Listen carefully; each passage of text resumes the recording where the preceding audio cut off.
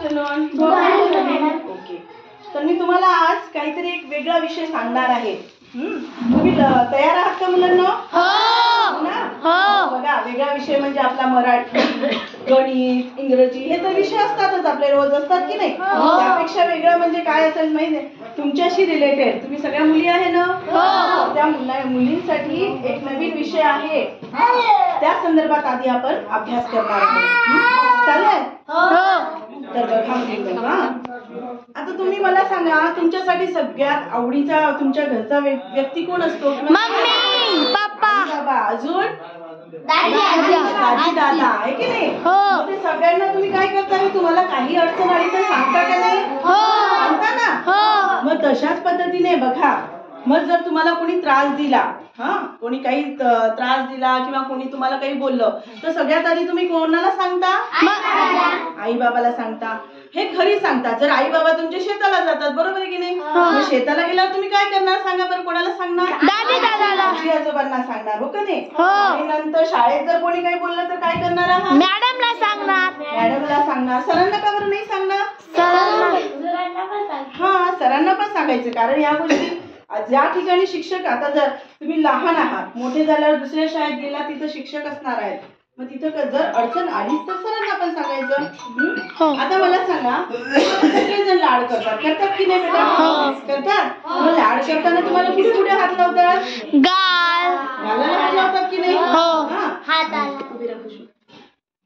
बघा, आता ही खुशी आहे, बरोबर आहे? आणि हे पण लक्षात घ्या, मुलींची शरीराची रचना आणि मुलांच्या शरीराची रचना याच्यामध्ये फरक असतो की नाही? लहान बहीण भाऊ आहे की नाही? हे नैसर्गिकरित्या आहे. तर मग आता ही आहे खुशी, बरोबर आहे? आता खुशू, मला सांग बरं बेटा, लाड करताना मम्मी कुठे हात लावते? पप्पा गालाला हात लावते, हो की नाही? अजून मॅडम कुठं, मॅडम सर कुठे शाबासकी देतात तुला? पाठीवर, है ना? आणि मग हातात हात तुझी मैत्रिणी हाय हॅलो कशी करते तू सांग बरं? अशी करते, बरोबर आहे की नाही?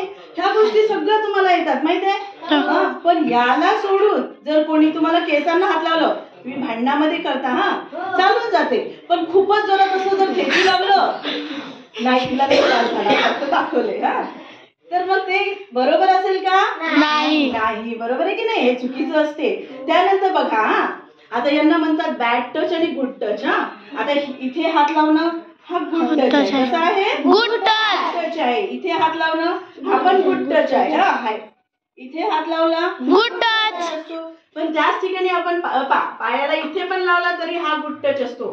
पण याच्या पुढे लक्ष द्या मुलींनो, घाबरायचं नाही किंवा लाजायचं पण नाही.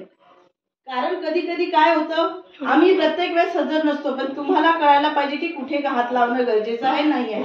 आता इथे जर हात लावलं, हा टच बरोबर असतो का? नाही.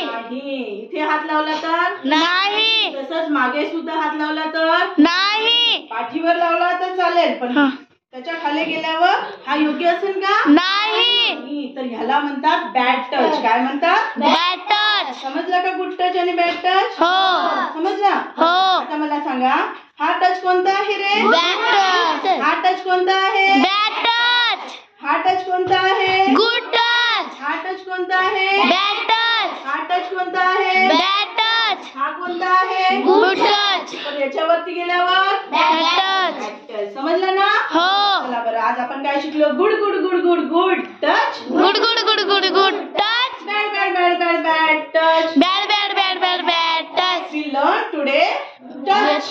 learn today touch. Good touch, bad touch. Good touch, bad touch. Good touch, bad touch. Good touch, bad touch. Good touch, bad touch. हो.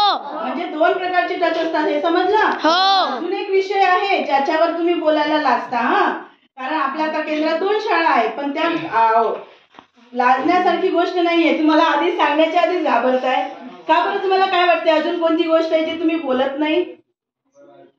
सांगा ना, बोला बोला. एमसी ला अजून काय म्हणतात रे बेटा? पाळी आहे ना.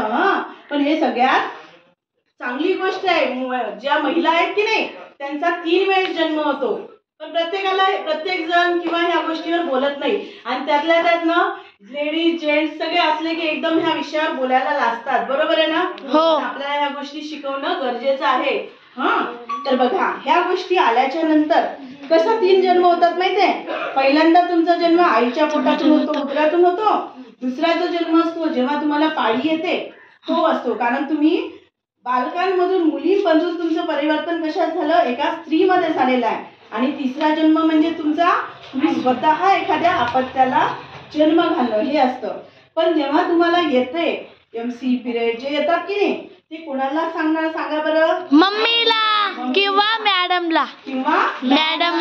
म्हणजे आम्ही त्याच्यावर काहीतरी उपाययोजना करू शकतो. आल्या काय गोष्टी लक्षामध्ये. हो. गोष्टीला घाबरायचं का नाही. हा आणि जर तुम्हाला कोणी जर विनाकारण त्रास देत असेल तर काय करणार शेवटी सांगा बरं. मम्मी कोणीच हजर नसेल, मम्मी नाही, शाळेत पण नाही आहे, घरी दादी दादा पण नाही, मग त्या क्षणाला तुम्ही काय करणार.